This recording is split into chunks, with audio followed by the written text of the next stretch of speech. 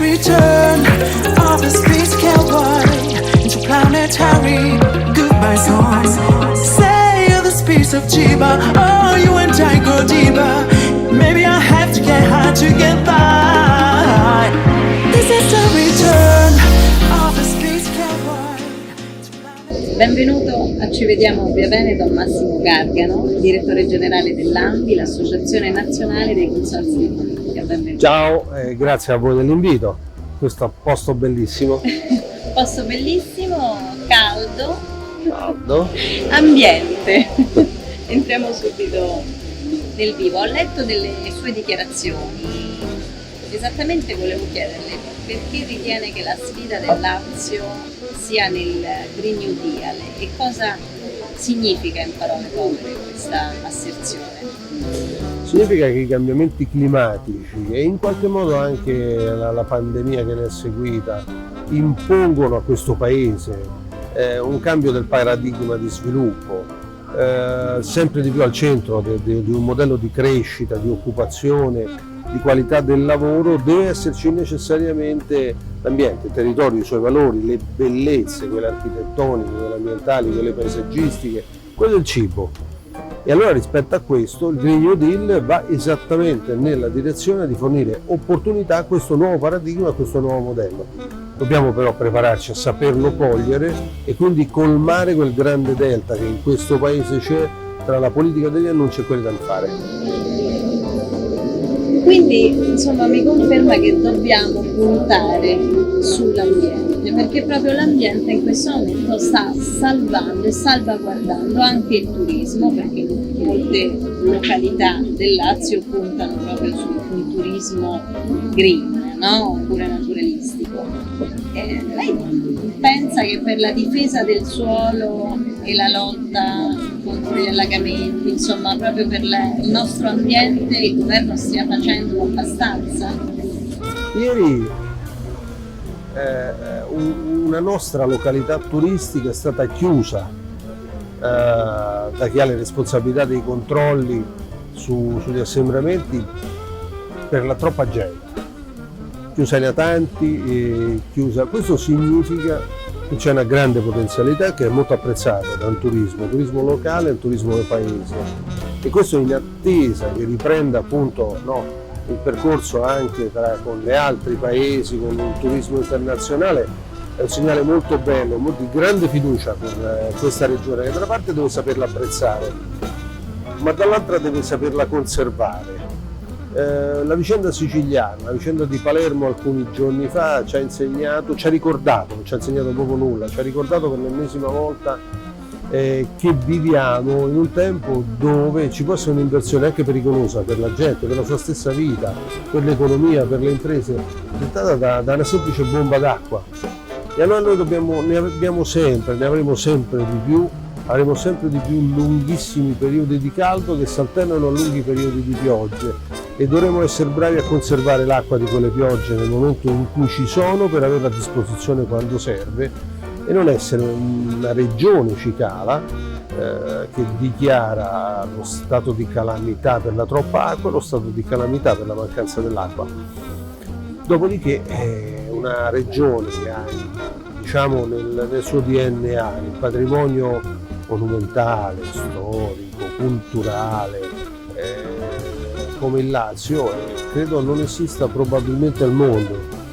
Dobbiamo mettere a fattor comune tutti questi valori, tutte queste bellezze e tramutarli in un'economia, perché a sua volta lo tramuti in occupazione e dobbiamo farlo di gran carriera. Ecco qui il Green New Deal, ma ecco qui anche come dobbiamo prepararci a sfruttare il Recovery Fund. Arriverà, come arriverà non lo sappiamo, lo sapremo fra pochi giorni, fra poche ore, ma nel momento in cui arriva scatterà una competizione tra regioni e questo è abbastanza evidente. Questo è interessante. E chi la vince questa competizione? Chi saprà presentarsi con più progetti esecutivi, con più progetti che vanno nella direzione di mettere insieme tutte queste differenze di cui stiamo parlando. E allora il Recovery Fund, il Green New Deal, ma il 25% del bilancio dell'Unione Europea che nei prossimi anni sarà per legge dedicato a delle misure che guardano all'ambiente, al paesaggio e alla sua gestione virtuosa. Io credo che la nostra regione, e in parte lo già sta facendo, molto di più può fare, proprio per mettere a fattor comune tutti quelli che possono in questo modo aiutare questa regione a diventare una regione in qualche modo sempre più spostata verso l'asse produttivo, che è di quello di cui abbiamo bisogno in questo momento.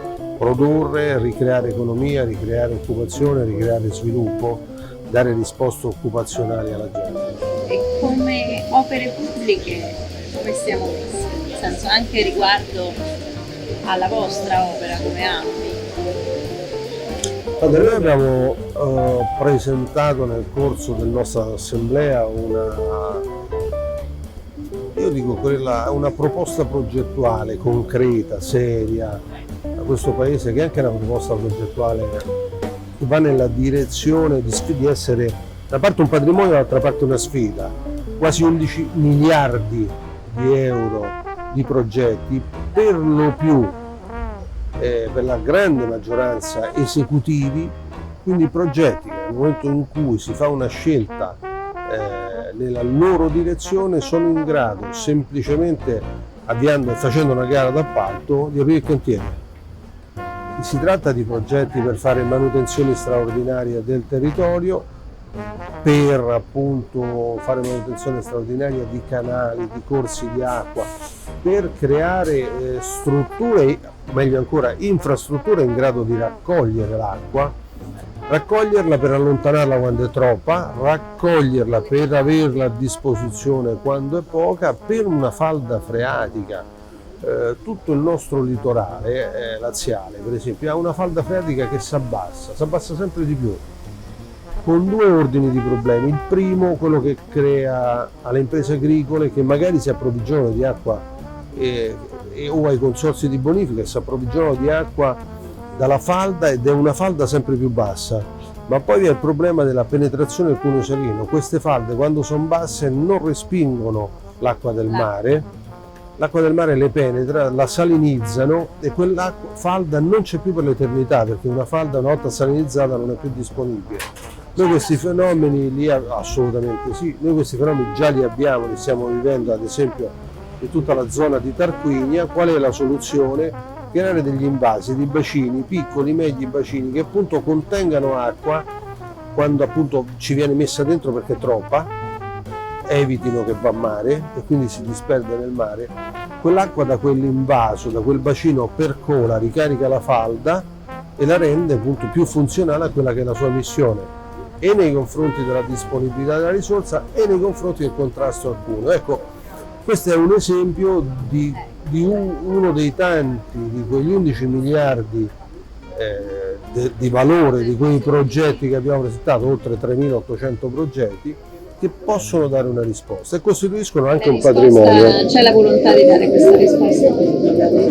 Io credo proprio di sì, La cultura del contrasto al dissesto idrogeologico, della raccolta dell'acqua è entrata in questo paese, non è entrata come dovrebbe, c'è ancora una parte che probabilmente è maggioritaria, che aprendo un rubinetto e vedendo che esce dell'acqua il problema non se lo pone. Però è sempre maggiore quella parte del paese che il problema non solo se lo pone, ma si è posta anche il problema di risolverlo e di farlo con determinazione. Lo abbiamo visto nel Cura Italia, lo abbiamo visto nel decreto rilancio, anche lì adesso si tratta però di coglierli. Insomma, non voglio dire che le cose vanno tutte bene, anzi al contrario, voglio dire che dobbiamo, per esempio, rispetto al decreto rilancio, al decreto Cura Italia, al decreto semplificazione, noi dobbiamo passare a fare i decreti attuativi. Ha detto poco. Non ho detto poco. Quali sono i fattori, secondo lei, che incidono di più sui cambiamenti climatici? Parlo comunque del nostro territorio sempre. Che cosa si può fare? L'ha detto parzialmente in conferma. Due risposte, una da cittadino e una per le responsabilità che rappresento. Da cittadino dico che dobbiamo passare a delle forme di mobilità che devono essere sempre meno dipendenti dall'energia fossile.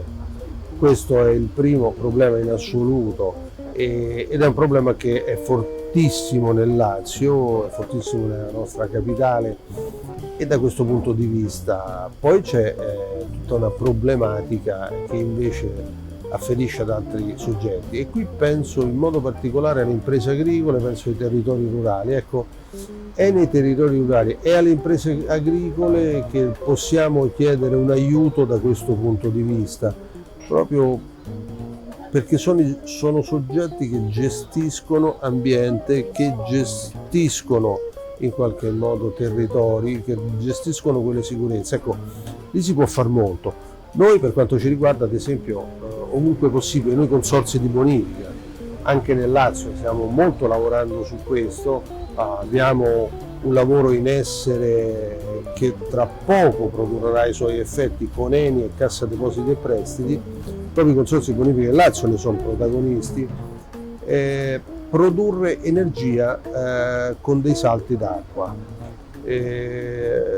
produrre energia mettendo su quegli specchi d'acqua che noi già abbiamo e sugli altri che vorremmo fare dei pannelli fotovoltaici. Dei pannelli fotovoltaici che rispondono a due esigenze: la prima, forse minore ma importante, ridurre il consumo del suolo, perché appunto messi sugli specchi d'acqua; la seconda, stare su questi specchi d'acqua, produrre energia anch'essa molto pulita, quindi l'idroelettrico, l'energia più pulita che esista. Poi c'è il fotovoltaico, un'energia assolutamente pulita, e questa dà un contributo alla riduzione di emissioni di anidride carbonica nell'atmosfera, dà un contributo perché riduce i costi di gestione dei nostri consorzi, e quindi dà un contributo anche al reddito delle imprese agricole, e dà un contributo anche ai cittadini complessivamente che pagano un ruolo. Perché da questo punto di vista è evidente che un abbassamento della bolletta va in questa direzione. Altro elemento dove lavoriamo come Taccio è sulle reflue. È stato approvato da Bruxelles nelle ultime settimane un regolamento europeo sul riutilizzo delle acque reflue. Ecco, noi auspichiamo un nuovo e grande, virtuoso, positivo rapporto con Acea. Ci sono milioni di metri cubi di acqua depurata che vanno in mare. Noi vorremmo immaginare come, dando le massime sicurezze alimentari ai cittadini, e quindi anche delle sicurezze alimentari molto rigorose dal punto di vista scientifico e tracciabili, si possano utilizzare quelle acque reflue appunto per l'agricoltura irrigua, per ricaricare la falda, per il contrasto al cuneo salino, per fornire acqua a quelle attività del tempo libero che sull'acqua per esempio si svolgono. Domanda conclusiva proprio per ambiti, per la vostra associazione nazionale dei consorzi di bonifica. Avete una nuova mission anche in virtù di quello purtroppo della pandemia che ci ha colpiti, e che cosa ritenete che ci voglia quanto tempo per realizzare quello di cui parlavamo, quindi un Lazio, un'Italia green?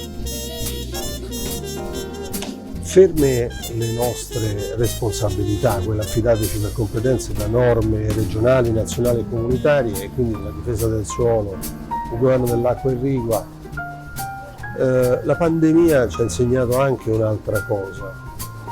Ci ha insegnato che un paese deve avere una sua libertà alimentare.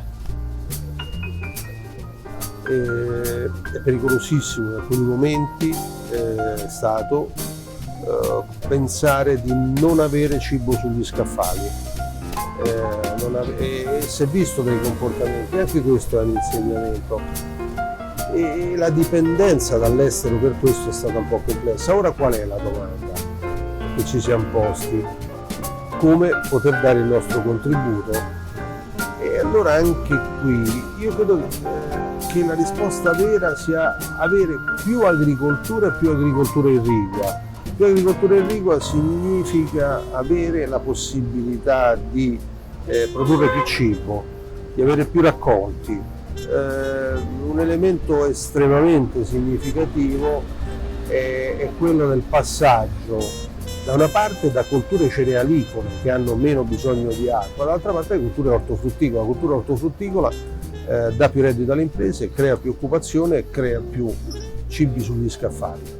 Ma paradossalmente i cambiamenti climatici nel 2020 ci hanno visto dare acqua ad imprese agricole per irrigare cereali e barbabietola da zucchero in Emilia Romagna per irrigare nel Lazio, e con questo concludiamo, irrigare diciamo nella zona della nostra Maremma, dell'Alto Lazio, i cereali.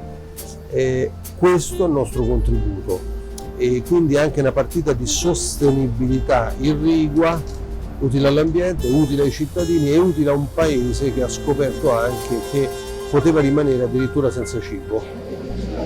Grazie dottor Gargano. Grazie a voi, grazie davvero a voi. This is the return of the space cowboy into planetary goodbye song. Say you're the space of Chiba, oh you and Tycho Diba. Maybe I have to get high to get by.